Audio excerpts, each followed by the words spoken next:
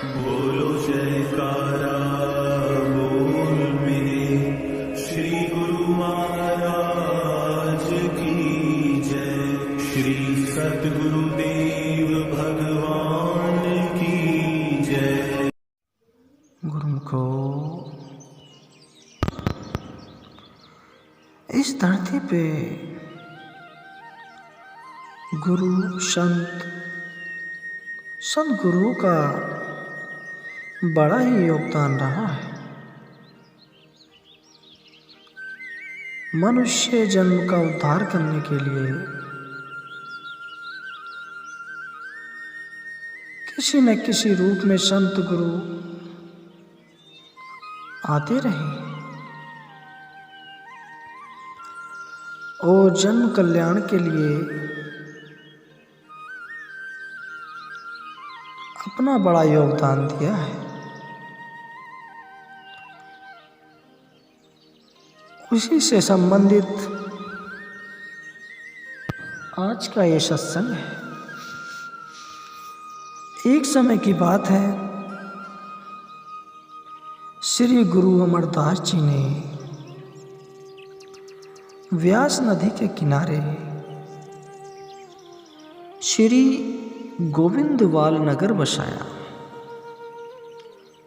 दूर दूर से संगतें उनके दर्शन करने आने लगी। संगत की संख्या दिन पे दिन बढ़ने लगी और कुछ लोग इस नगर में आकर बस गए तो सारा शहर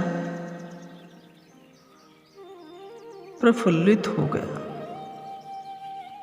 तो एक दिन संगत में से एक प्यारे सिख ने सदगुरु से विनती की कि हे गुरुजी, अब संगत बढ़ गई है, हमें यहाँ पर एक भवन बनाना चाहिए। हमारे पास भवन को तैयार करने के लिए सब कुछ है, लेकिन भवन की छत के लिए लकड़ी नहीं मिल रही है। तो उस प्यारे सिख की यह विनती सुनकर गुरुजी ने बाबा बुड्ढा जी से और अपने कुछ प्यारे सिखों में से इसके बारे में चर्चा की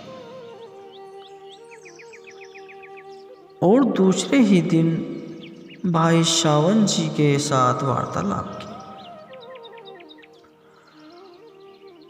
और उन्हें हुक्म दिया कि आप हरिपुर के राजा के पास जाएं और वहां से लकड़ी लेकर आए। और गुरुजी ने फरमाया कि तुम लकड़ियों को व्यास नदी में डाल देना और सेवक उन लकड़ियों को नदी में से निकाल लेंगे। तो यह सुनकर भाई सावन जी ने सदगुरु जी से कहा कि हे गुरुजी, मुझे वहां पर कोई नहीं जानता, पता नहीं वहां के लोग मुझे लकड़ी देंगे या नहीं देंगे।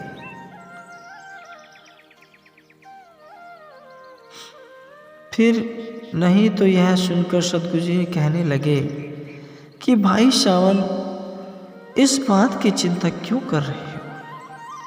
और ऐसा कहकर सदगुरु जी ने अपनी जेब से एक रुमाल निकाला और भाई सावन को दे दिया और कहा कि हे भाई सावन, तुम जब उस नगर में लकड़ी लेने जाओगे तो इस रुमाल को अपने साथ अवश्य रखना। इस रुमाल में रिद्धि सिद्धि है, तुम जो भी इच्छा करोगे वैसा ही हो जाएगा। लकड़ी देने से तुम्हें कोई मना नहीं करेगा। तो भाई सावन ने गुरु जी से यह रुमाल लिया और सतगुरु के हुक्म के अनुसार वह हरिपुर के लिए निकल पड़े। तो जब वह उस नगर में पहुँचे तो उस दिन वहाँ के राजे ने यह घोषणा करवाई थी कि आज के दिन यहाँ पर कोई अन्न ग्रहण नहीं करेगा। तो जब भाई सावन सिंह वहाँ पर पहुँचे तो उन्हें बहुत भूख लगी हुई थी। तो भाई सावन ने भोजन तैयार किया और उसे ग्रहण कर लिया। तो इसके बारे में किसी ने राजा को शिकायत कर दी कि कोई बाहर से आया हुआ है और उसने भोजन ग्रहण किया है और आपके हुक्म को नकारा है। तो यह सुनकर राजा ने कहा कि उसको मेरे सामने लेकर आओ।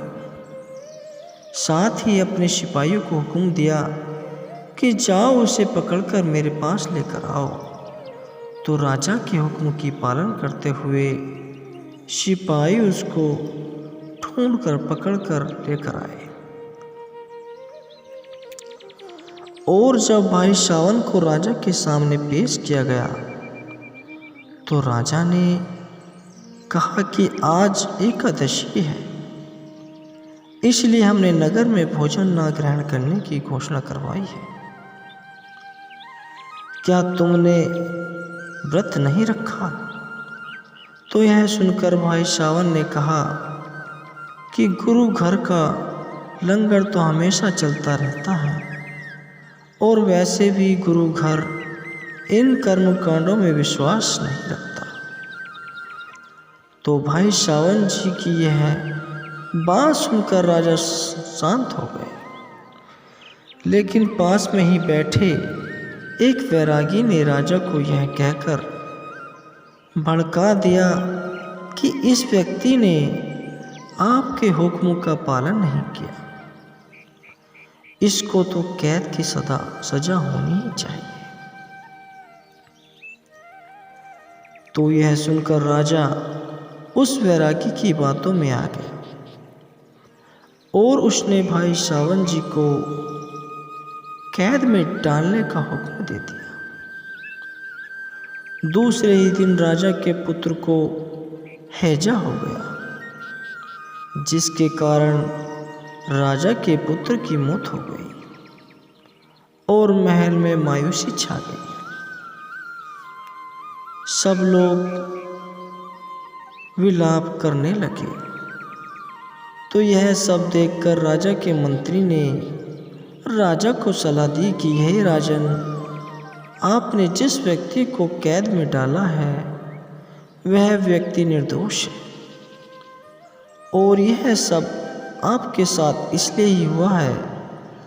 आपको उस व्यक्ति को छोड़ देना चाहिए, उसे कैद से रिहा कर देना चाहिए और आपको अपनी इस गलती की उससे माफ़ी मांग लेनी चाहिए। तो राजा को उसकी सभी यह बातें सही लगी। तो यह सभी बातें सुनकर राजा ने अपने वजीर को हुक्म दिया कि सावन मल को रिहा कर दिया जाए। तो जब भाई सावन जी को रिहा कर दिया गया तो उन्होंने बाहर आकर महल का माहौल देखा कि सभी तरफ मायूसी छाई हुई थी। तो यह सब देखकर भाई सावन ने कहा कि अगर राजा गुरुजी का सिख बन जाए, गुरुजी का सिख बन जाए तो गुरुजी की कृपा से उसका पुत्र जीवित हो जाए। तो भाई सावन के मुख से यह बात सुनकर वजीर ने राजा से बात की और राजा को बताया कि सावन मल तो ऐसे कह रहे हैं। तो राजा ने यह सुनकर कहा कि अगर गुरुजी मेरा पुत्र जीवित कर देंगे तो मैं और मेरा परिवार गुरुजी सिख बन जाएंगे। गुरुजी के सिख बन जाएंगे तो उसके बाद फिर राजा ने भाई सावन को अपने दरबार में बुलाया और राजा भाई सावन जी के आगे विनती करने लगा कि कृपा करके मेरे पुत्र को जीवन दान दिलवा दो। तो यह सुनकर भाई सावन ने राजा को कहा कि अगर आप रोना बंद करें और वाहे गुरु का सिमरन करें तो यह सुनकर सभी ने रोना बंद कर दिया और वाहे गुरु का सिमरन करने लगे। और भाई सावन जी उनके साथ वाहे गुरु का सिमरन करने लगे। और तब ही भाई सावन ने अपनी जेब में से वह रुमाल निकाला और उस रुमाल को पानी में डाल दिया और फिर उसके बाद रुमाल को राजा के पुत्र के मुंह पर निचोड़ दिया। तो जैसे ही भाई सावन ने रुमाल को निचोड़ा तब ही उसके पुत्र ने अपनी आंखें खोली और उठकर बैठ गया। यह देखकर राजा और उसकी पत्नी भाई सावन जी के चरणों में पड़ गए और वह गुरुजी के सिख बन गए। तो कुछ दिनों के बाद राजा ने भाई सावन को अपने पास बुलाया और उनसे यहाँ आने का कारण पूछा। तो भाई सावन ने कहा कि गुरु अमरदास जी ने व्यास के पास एक नगर बसाया है जिसका नाम गोविंदवाल है और सदगुरु वहाँ पर संगत के ठहराव के लिए एक भवन तैयार करवा रहे हैं जिसके लिए बहुत सारी लकड़ियों की जरूरत है। तो यह सुनकर राजा ने तुरंत ही अपने सिपाहियों को हुक्म दिया कि पेड़ों को काटकर बड़ी बड़ी लकड़ियों के गट्ठल बनाकर नदी में बहा दिए जाए। तो सिपाहियों ने ऐसा ही किया। पेड़ों को काटकर लकड़ियों के बड़े बड़े गट्ठल व्यास नदी में बहा दिए। तो जब लकड़ियों की जरूरत पूरी हो गई तो गुरुजी ने भाई सावन जी को संदेश भिजवा दिया कि अब लकड़ियों की जरूरत पूरी हो गई है, अब तुम वापस आ जाओ। तो सतगुरु का यह संदेश पढ़कर भाई सावन यह सोचने लग गए कि अगर नगर में गोविंदवाल वापस चला जाऊंगा तो गुरुजी यह चमत्कार रुमाल मुझसे वापस ले लेंगे, फिर मेरे पास कोई शक्ति नहीं रह जाएगी। मैं गोविंदवाल ना ही जाऊं तो अच्छा है। तो भाई सावन ने गुरुजी के संदेश का पालन नहीं किया। वह गोविंदवाल नहीं गए तो गुरुजी ने तुरंत ही अपने उस रुमाल को आदेश दिया कि वह गोविंदवाल में वापस आ जाए। तो वे रुमाल उसी समय सतगुरु के सामने प्रकट हो गया। तो जब भाई सावन को बहुत ढूंढने पर भी वह रुमाल नहीं मिला तो उसे पता लग गया कि उस रुमाल को सतगुरु ने अपने पास बुला लिया है। तो अब भाई सावन जी बहुत पछता रहे थे कि वह अब गुरुजी से माफ़ी कैसे मांगेंगे। तो फिर उन्होंने गोविंदवाल वापस जाने का फैसला किया। तो भाई सावन ने अपना यह फैसला राजा को बताया कि मैं अब गोविंदवाल वापस जा रहा हूँ और आप भी मेरे साथ वहाँ पर चलिए और गुरुजी के दर्शन कीजिए। वह संगत की मनोकामना जरूर पूरी करते हैं। तो यह सुनकर राजा ने अपनी रानियों के साथ गुरुजी के दर्शन करने का फैसला किया। जब वह गोविंदवाल पहुँचे, भाई शावल ने सबसे पहले जाकर गुरुजी के आगे माथा टेका और सदगुरु को बताया कि हे गुरुजी, हरिपुर के राजा अपनी रानियों के साथ आप ही के दर्शन करने आए हैं। तो गुरुजी ने कहा कि पहले आप उसको जाकर कहें कि लंगर में जाकर प्रसाद ग्रहण कर ले, उसके बाद मेरे पास आए। और साथ ही गुरुजी ने भाई सावन को कहा कि जब भी वह मेरे पास आए तो वह सादे कपड़ों में आए, सफ़ेद कपड़े पहनकर सभी मेरे पास आए। तो सतगुरु का यह हुक्म पाकर राजा सफ़ेद कपड़ों में अपनी रानियों के साथ सतगुरु के दर्शन करने के लिए चल पड़े। तो सभी सफ़ेद कपड़ों में थे, लेकिन सतगुरु के साथ बैठे कुछ शिक्षकों को देखकर राजा की एक रानी ने घूंघट नीचे कर लिया।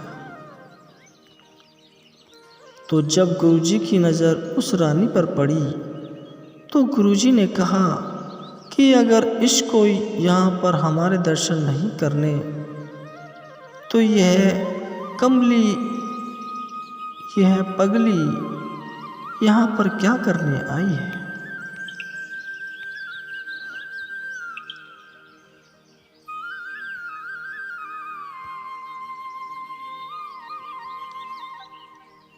क्या करने आई है।